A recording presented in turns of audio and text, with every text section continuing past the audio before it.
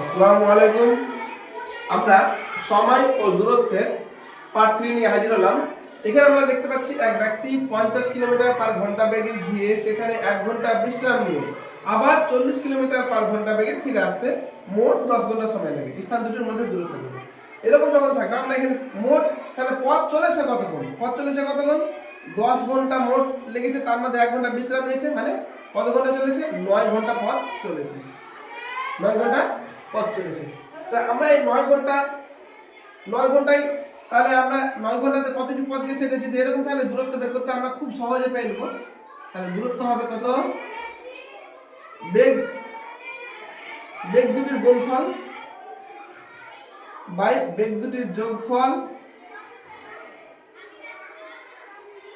Into মোট সময় যেটা, তাহলে এত কিলোমিটার পেয়ে নেব আমরা। তাহলে আমরা দেখতে পাচ্ছি এখানে উপরে হচ্ছে 4 পাচ্ছে 20, দুটো শূন্য, আর উপরে 9, নিচে 90। শূন্য একটা শূন্য কেটে গেল, 9 কেটে গেছে, সমান কত? 203। তার মানে স্থান দুটির মধ্যে দূরত্ব কত হলো? 200 কিলোমিটার। খুব সহজে আমরা বের করতে পারলাম। দেখে জটিল মনে হলো, খুব সহজে আমরা ট্রিকের মাধ্যমে করে নিতে পারছি।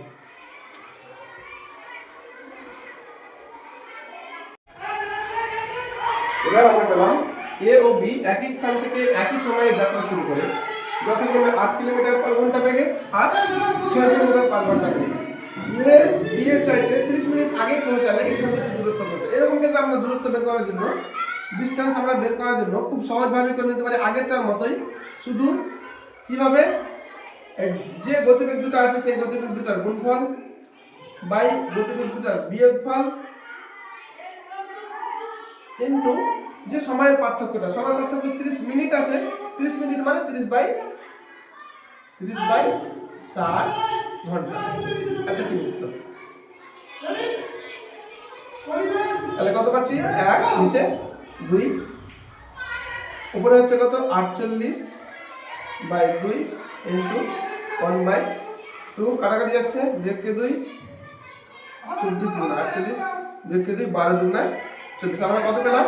12 কিমি। তার মানে স্থান দুটির মধ্যে দূরত্ব হচ্ছে 12 কিমি। এরকম ধরনের আমরা খুব সহজেই এই ট্রিকের মাধ্যমে করে নিতে পারবো।